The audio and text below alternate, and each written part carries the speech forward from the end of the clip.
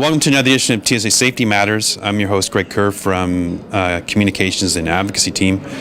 And we're at the Holiday Inn near the Toronto International Airport for a conference on the future of risk management.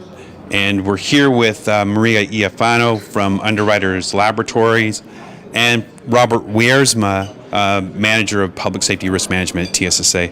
So thanks for being with us today. Thanks for having me. Now, first off, this is specific for risk-informed resource allocation for government and regulatory bodies. Maybe first off, we could sort of talk about what that is, how you do it, and how it's applicable specifically to those institutions. Yeah, well, I mean, when you're faced with a problem, either as a regulatory body or as a governing body, then you need to decide how you're going to approach the matter, how you're going to assign resources, how you're going to, what approaches are you going to take to deal with the problem. And so here we're just sharing best practices and discussing how we can help each other achieve those ends. Maria, risk management is no stranger to Underwriters Laboratories. How is it unique from your perspective, and what do you see the practical benefits being? Sure.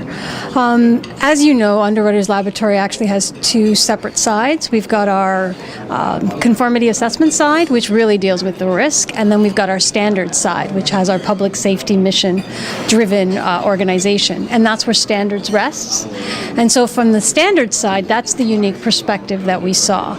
We've got a lot of experience with our colleagues on the conformity assessment side, and we heard a lot from regulators that standards could actually help and assist regulators in making public risk-informed decision-making.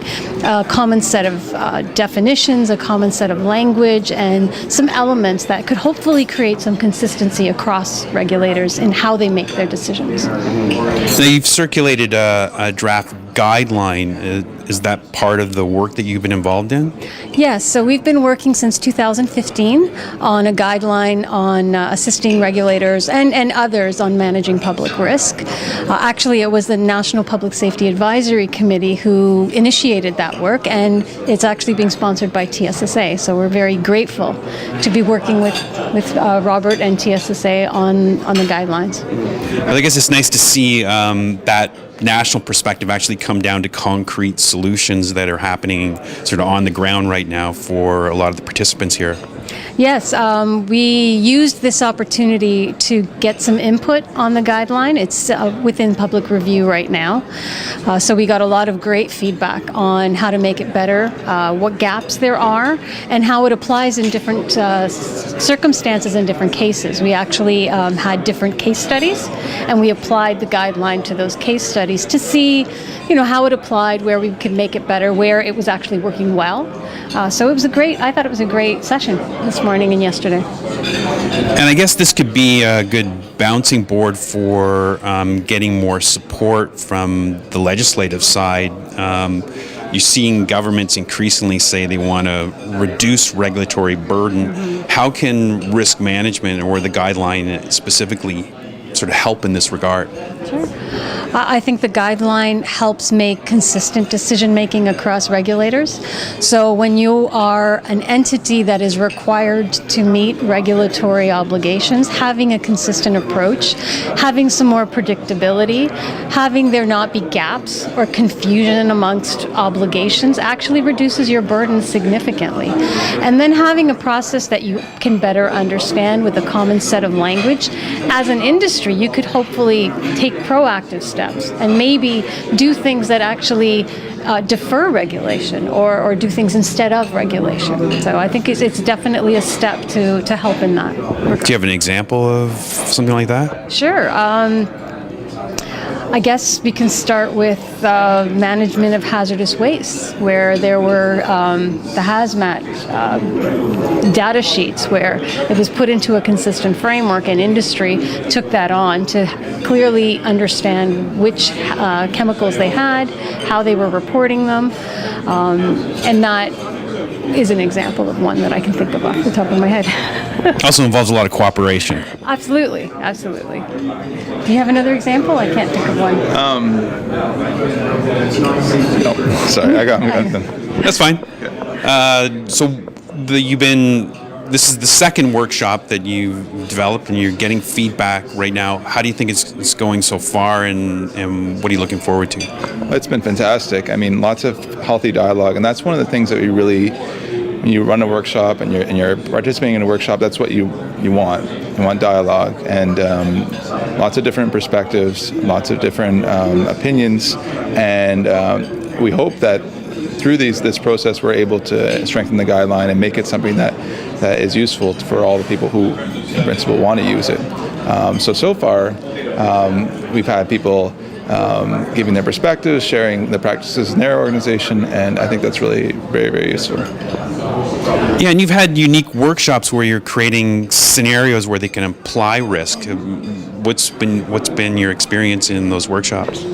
The workshop and the report outs this morning were fantastic. What we did, or what Robert's group did, was actually pick different types of problems. So some of them were technical issues. Others were issues like obesity in society, or drug use, occasional drug use. So just a different perspective and a different range of issues. And the good thing was that I think that the guideline applied in all of those areas. It was broad enough that it gave a good, I won't say framework, but considerations for regulators to sort of try and address it in a similar way, knowing that the outcomes are going to be completely different, but having a similar understanding of what tolerability means, or what risk assessment, what essential elements in risk assessment should be included. Talking about how do you cooperate or collaborate across jurisdictions, because all of these issues, the easy stuff has been dealt with. Now we're getting into areas of risk where it's not clear-cut, where it cuts across regulators, where it cuts across technologies, and you need to collaborate with others. That's the only way to really move forward and move the needle forward. So hopefully this will help with that dialogue. Excellent. So let's get a broader perspective from some of the participants. Great. Thank you. So we're with Dr. Rey Copes, who's the Environmental Occupational Health Chief for Public Health Ontario. Thanks for being with us today, Dr. Copes. Great. Well, it's a pleasure to be here. Now, you have a unique perspective on applying risk in public health industry. What's your perspective, and what's your experience been like? Well, public health deals with a pretty broad spectrum of risks. So some of my colleagues would deal with things like social and behavioral risk factors for health. My own area of environmental health focuses on hazards in the community and workplace environment that would involve everything from communicable diseases through to chemicals and radiation. So still a pretty broad set of things we're looking at in environmental public health. Mm-hmm. So now you've had to deal with a lot of government agencies, and how do you get that message across? How do you bridge this somewhat maybe academic aspect of risk to something that's tangible that they can understand and grasp? Well, that's a great question, and certainly one thing we've done recently is we've looked at the environmental burden of cancer in Ontario. So there we tried to come up with some estimates of how many cancers annually might you expect to see from a variety of different environmental hazards in the province based on exposures as they were in 2010. So in other words, if you do nothing and exposures continue at present rates, what would you look forward to in the way of cancers from things like air pollution, a number of food, water, and other contaminants under a do-nothing scenario? So hopefully there, the comparison of those different risks allows regulators to look at where they can achieve some further gains in public health by tackling some of the larger sources of risk and looking at ones that they've already got under pretty good control and maybe don't need to be a priority for increasing regulation in the future. And yeah, that's how it does help sort of prioritize where you're going to put your resources.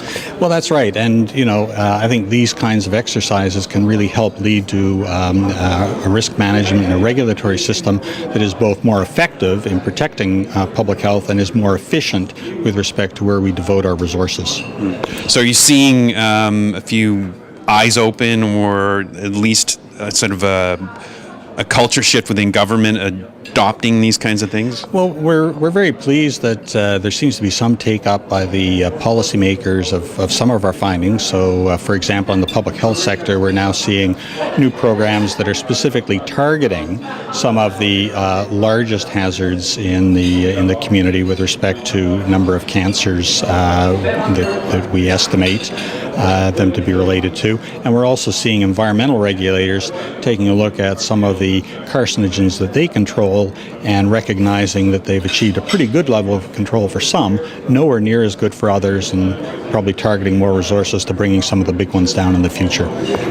Which will obviously entail a lot of cooperation, right? Well, that's right, and certainly requires cooperation across multiple sectors in government, different levels of government, federal, provincial, and there's certainly a role for the private sector and the non-governmental organizations as well. So it really is a whole of society effort. So what are you looking forward to in the workshop coming? Looking forward to hearing from some of the other speakers from different sectors and seeing where there's some points of similarity with our experiences in public health and where we can perhaps learn some things from what others have done. Perfect. Well, thanks for being with us today, Dr. Copes. Thank you. We're with Greg Powley, who from Risk Sciences International, and Adrian Pirazzi, who's from Baker Risk Engineering Consultants. So thanks for being with us today, guys. Now, you both have unique perspectives on risk analysis. Greg, first off, how does RSI make that link in helping others sort of adopt what can sometimes be a complex kind of issue? Yeah, that's a good point. We make help organizations essentially transform themselves. Typically, organizations may have a relatively light duty treatment of the concept of risk, and we try to help them make it much more formal, much more rigorous in their application.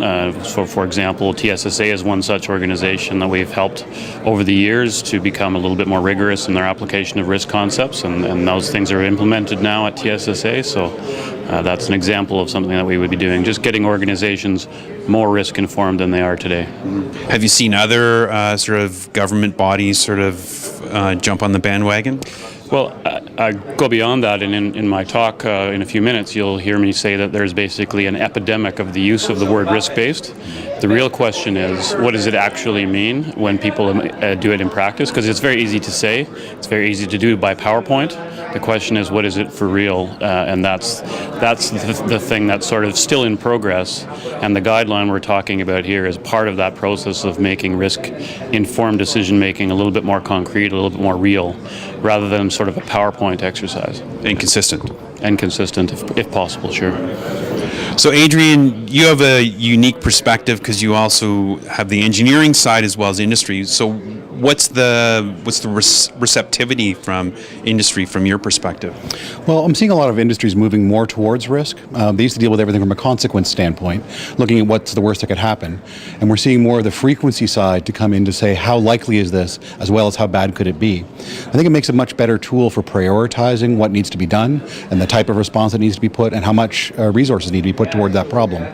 So we're seeing an increase in the number of companies that are doing risk. I mean, as Greg said, we're seeing people misuse the term a lot, but I think that we're trying to help our clients come along and use more science-based risk approaches and try to have some more defensible results. And we're getting some good traction with that. We're seeing a lot more industries moving towards science-based risk approaches for prioritization.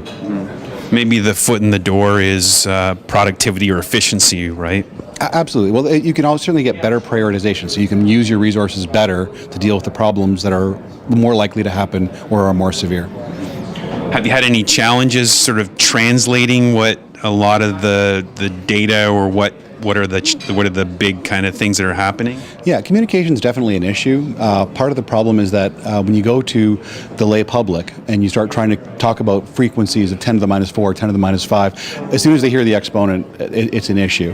And then a 1 per million year frequency means very little to the average person. But communicating it, I think, is a big key, and something that we're obviously this workshop is going to be working towards. And we've had some success. It is an ongoing process of trying to bring the public and bring the industries around to understand what we're talking about, and try to take the science and bring it down to something that people understand. Excellent. So you both attended a few of the workshops where they're tossing scenarios out and you're applying the risk analysis. What's your experience been like? Well, I think at the workshop we've seen that it's very difficult to make a single document describe every possible future. So that's one of the challenges that the guideline development will face. But I think people had some good success in getting through some of the concepts in the workshops, and the guideline will only be improved by the workshop.